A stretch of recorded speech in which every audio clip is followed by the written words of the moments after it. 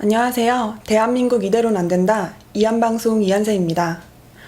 오늘은 이한방송에서 국방 안보를 해설해 주시고 계시는 평생 군대 이야기만 하고 살아오신 장우석 선생님을 모시고 오늘만은 군대 이야기가 아니라 선생님께서 늘 말씀해 오셨던 왜 대한민국의 현재 상황을 정치에서 해답을 찾을 수 없는지에 대해서 의견을 들어보고자 긴급히 이 자리를 마련했습니다.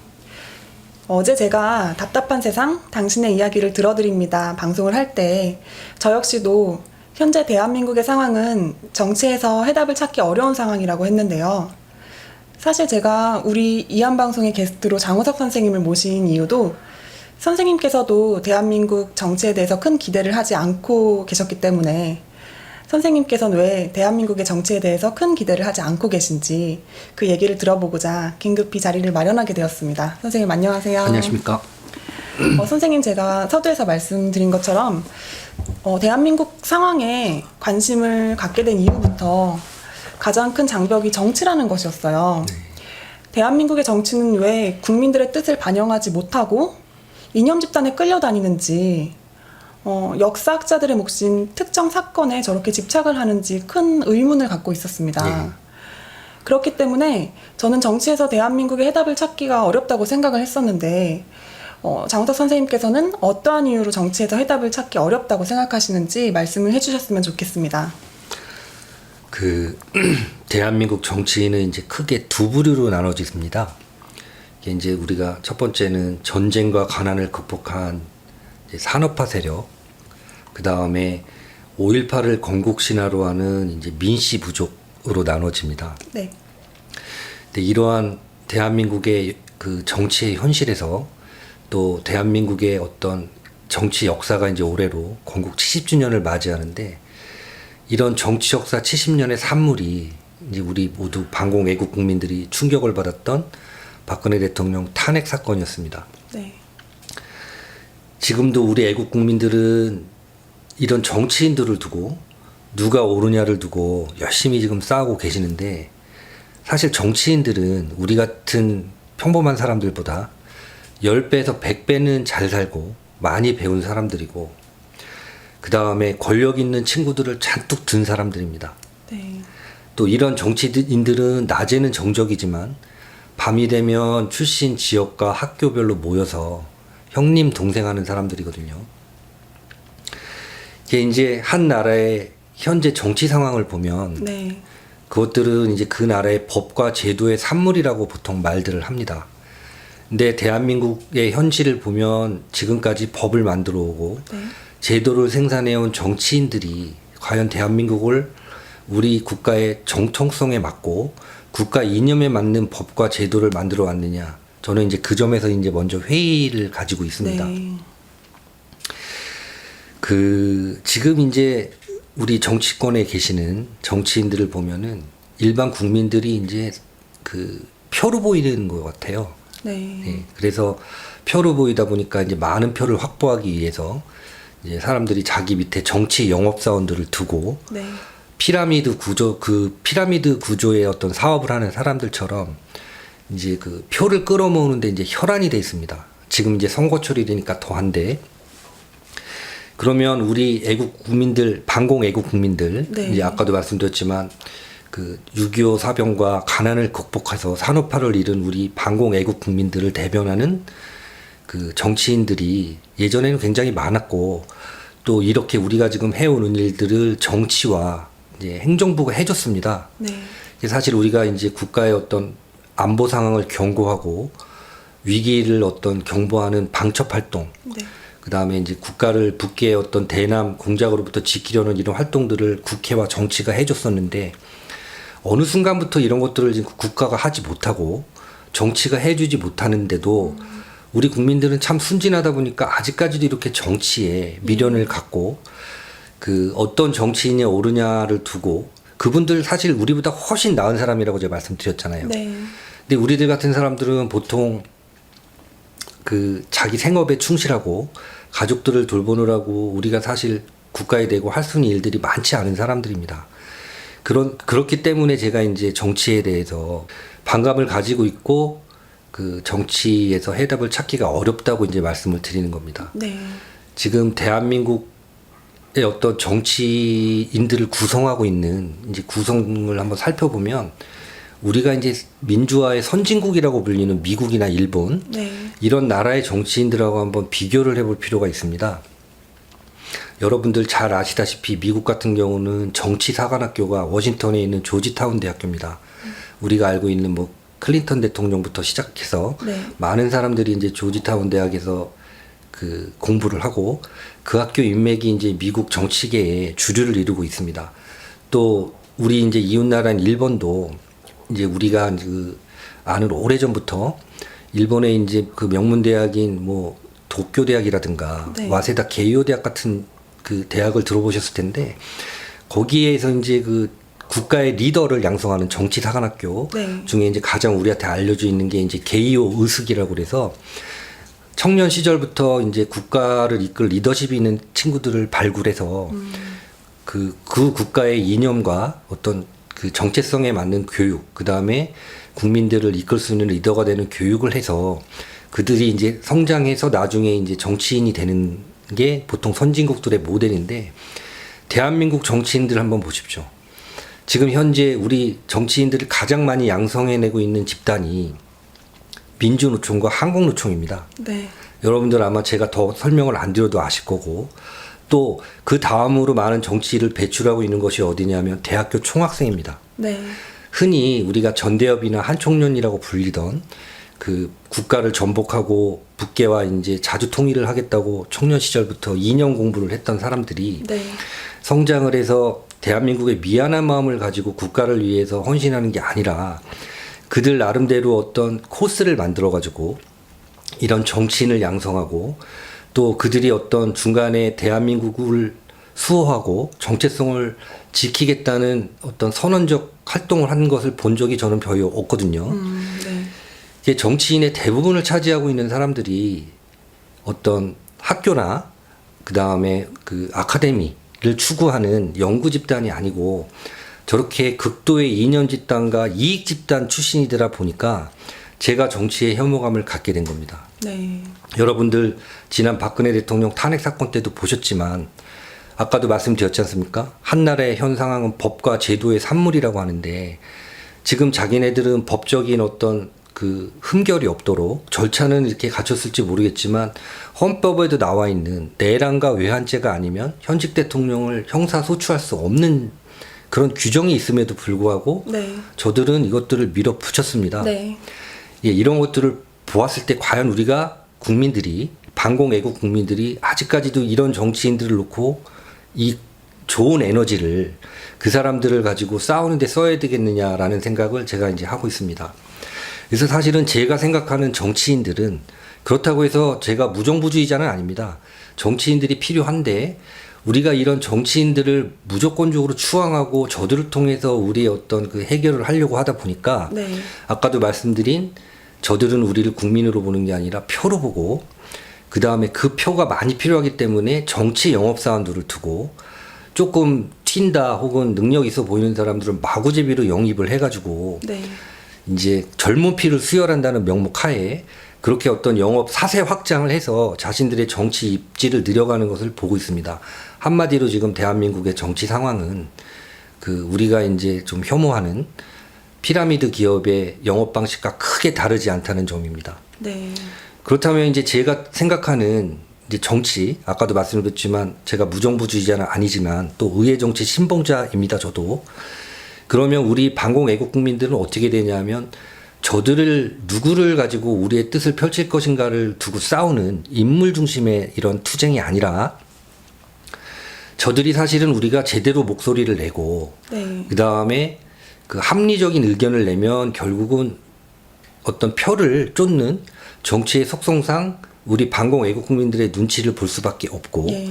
또 우리가 이런 합리적인 주장이라든가 이런 것들을 계속하다 보면 결국은 우리의 의견을 반영할 수밖에 없는데 우리 국민들 제가 볼 때는 정치인들보다 못한 정치관을 갖고 있지 않아요. 네.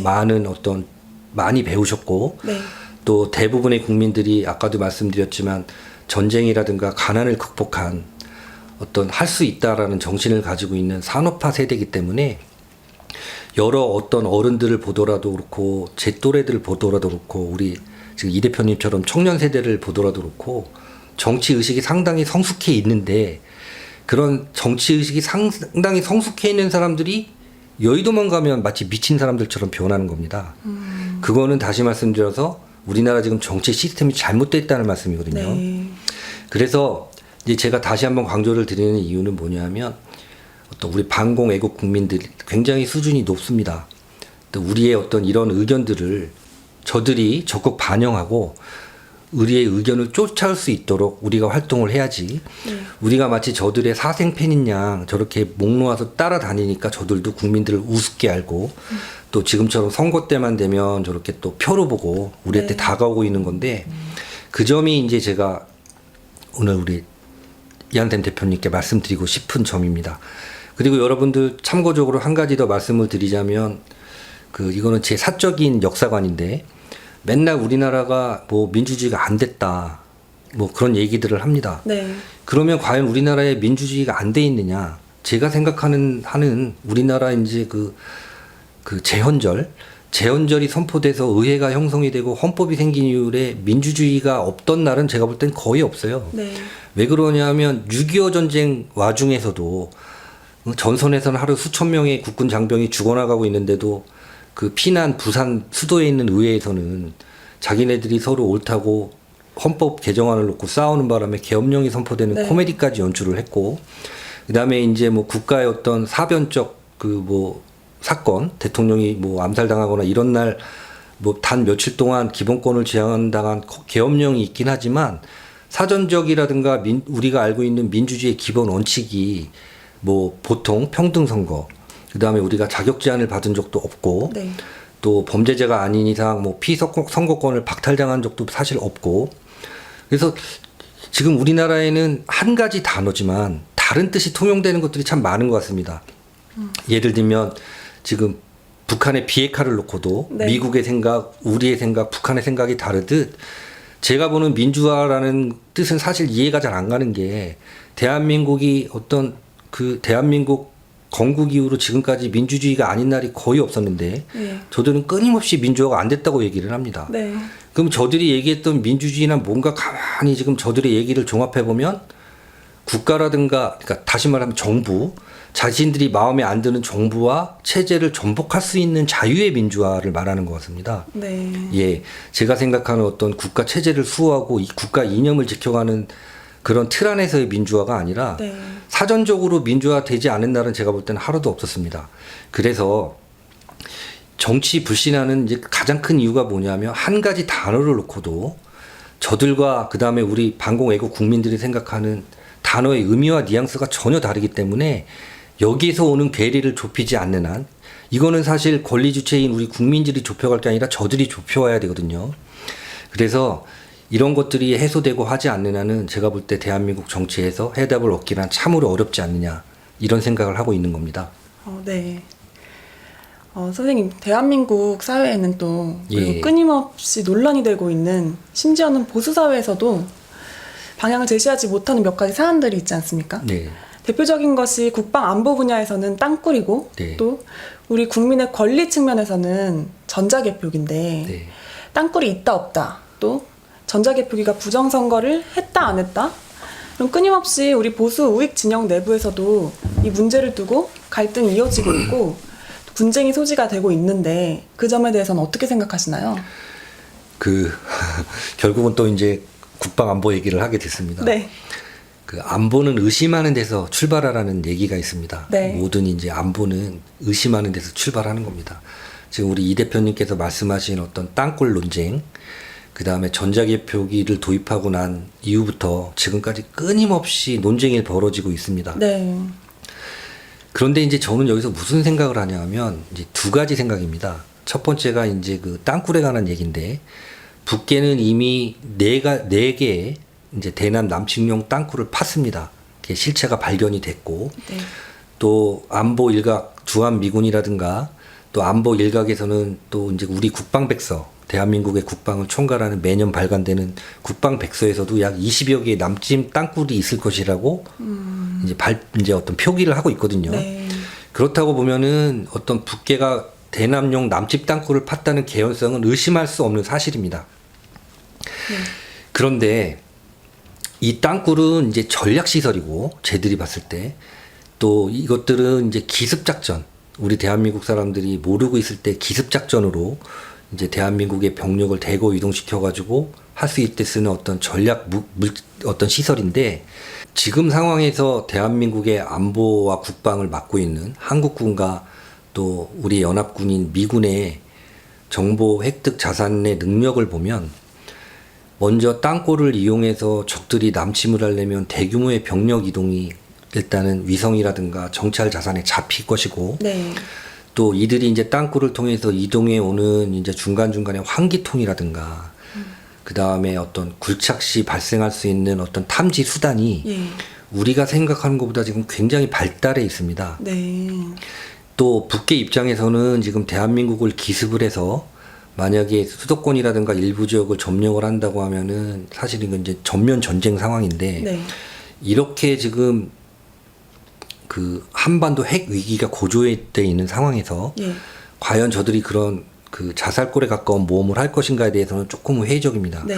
그래서 저는 그 땅굴은 저는 그 국방백서에도 표기되고 있는 것처럼 20여 개 이상이 존재하고 있다고 저도 확신을 하고 있고, 네. 그 개연성도 많고 이제 논란이 많은데, 하나하나의 이제 이런 것들을 놓고 우리 국민들이, 반공 애국 국민들이 의견을 가지고 싸울 게 아니라 네.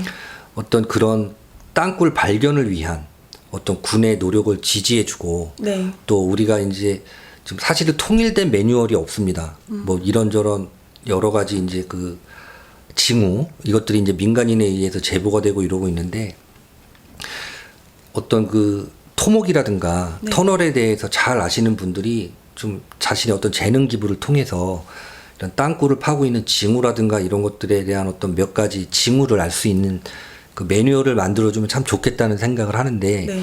다만 이런 것들은 우리가 기술자하고 공학자들이 아니기 때문에 우리가 분쟁을 하고 논쟁을 한다고 해서 밝혀져 있는 문제가 아닙니다. 그래서 네.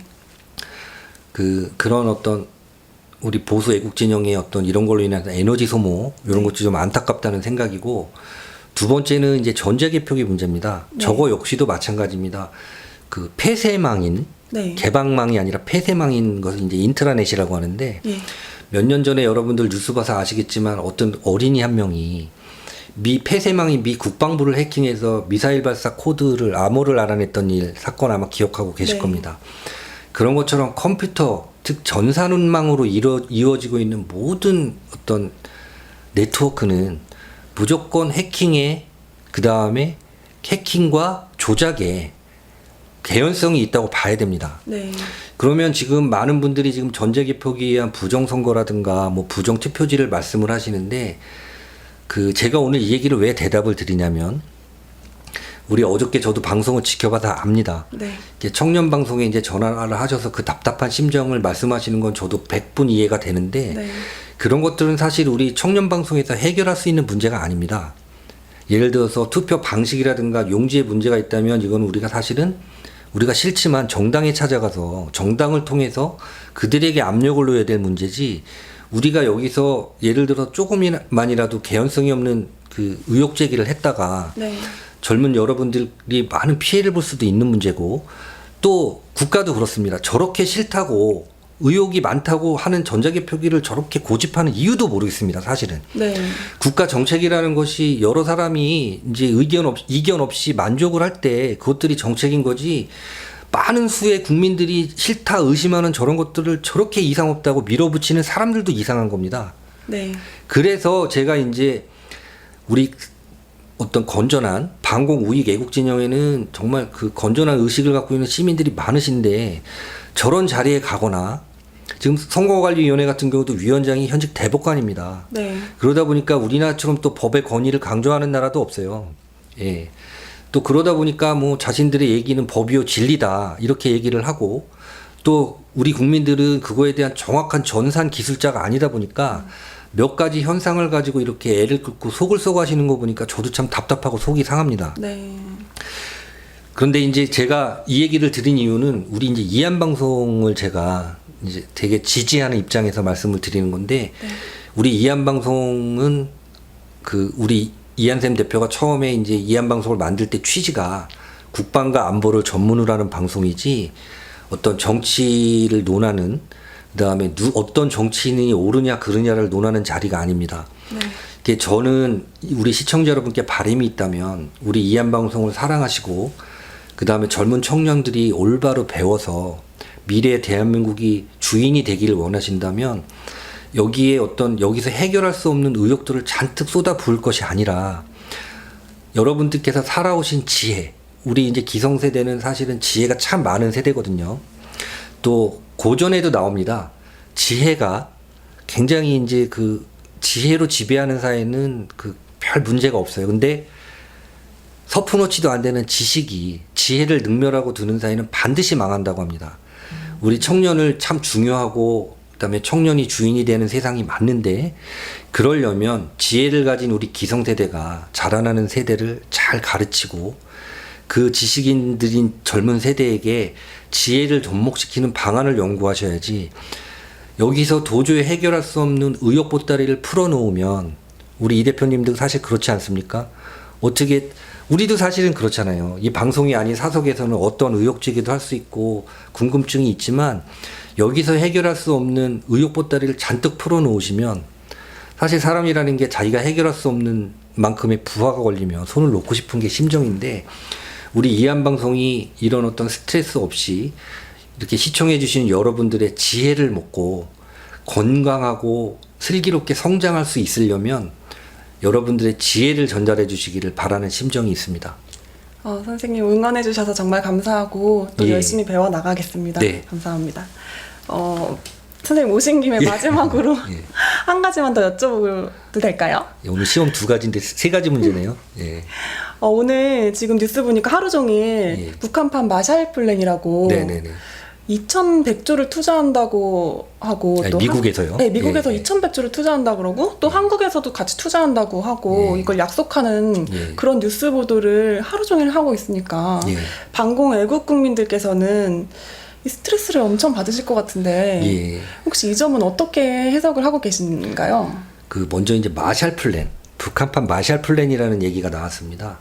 이제 마샬 플랜은 뭐냐면은 2차 대전 이후에 전쟁 폐허가 된 유럽에 네. 소련의 어떤 공산화주의의 어떤 영향력을 막기 위해서 미국이 세운 어떤 그 국가 부흥 프로그램인데 그 미국이 유럽 전체의 어떤 공산주의를 막기 위한 마샬 플랜으로서 들어간 비용이 당시 78억 달러였습니다.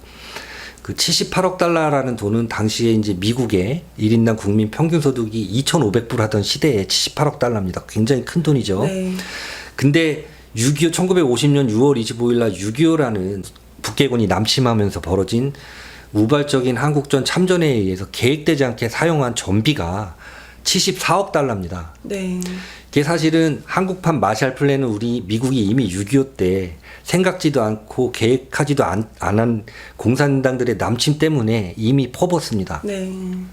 근데 여러분들 여기서 제가 이제 좀 사족이 길었는데 그 하나도 걱정하실 거 없는 게 지금 미국이 생각하는 북한의 비핵화 CVID 네. 북한은 절대 이 문턱을 넘을 수가 없습니다. 정상적인 상황에서는. 그렇다면은 지금 폼페이오 국무장관이라든가 뭐 여러 우리 한국 정부도 그렇고 지금 북계에 지금 뭐 2,100억 달러, 뭐 200억 달러, 뭐 200조 뭐 이런 얘기들이 막 나오고 있는데 이거를 제가 한마디로 결론을 지어드리겠습니다. 네가 내 손에 주고만 준다면 너의 모든 소원을 들어줄게. 더 설명이 필요 없을 것 같습니다. 예, 다시 한번 네. 말씀드리겠습니다. 네가 내 손에만 죽어주면 너의 모든 소원을 들어줄게. 추가적으로 한마디 네. 더 드리자면 북한은 네. 전 세계에서 가장 큰 깡패 조직입니다. 마피아를 능가하는 폭력 조직이고 깡패 조직인데 저 두목들 몇 명만 없어지면 2천만 명의 선량한 북한 주민들을 해방시킬 수가 있겠죠. 네. 그래서 여러분들 어렵게 생각하실 필요가 없고 CVID라는 북계의 어떤 김정은과 그 일파를 제거하는 어떤 요술방망이 CVID 네. 이후에 우리 북한 동포 그 지금까지 고생하고 탄압받던 북한 동포들을 위해서 2,100억 정도는 달러 정도는 사실 아까운 돈이 아니라고 생각을 합니다. 예. 네, 역시 제가 들어도 선생님의 의견은 충분히 납득이 가는 그 내용들이고 예. 다만 그 우리 이한방송 시청자 여러분들 중에서도 다른 의견을 갖고 계신 분들과 또 의견을 좁혀가는 것이 대한민국을 위한 우리 보통의 사람들이 할 수 있는 최대한의 정치고 또 시민운동이라는 생각이 듭니다. 선생님 말씀처럼 우리가 할 수 없는 것들은 할 수 있는 집단들에게 할 수 있게끔 끊임없이 압력을 가하고 예. 또 그 논리를 개발하고 합리적인 주장을 펼쳐 나가는 것이 보수 우익 진영이 해야 하는 시민운동의 방향이 아닌가 하는 생각이 듭니다. 우리 이한방송은 오로지 대한민국만을 생각하는 애국 국민들과 함께 끝없이 고민하고 연구하는 청년 방송이 되도록 더욱더 노력하겠습니다. 오늘 감사합니다. 예, 감사합니다.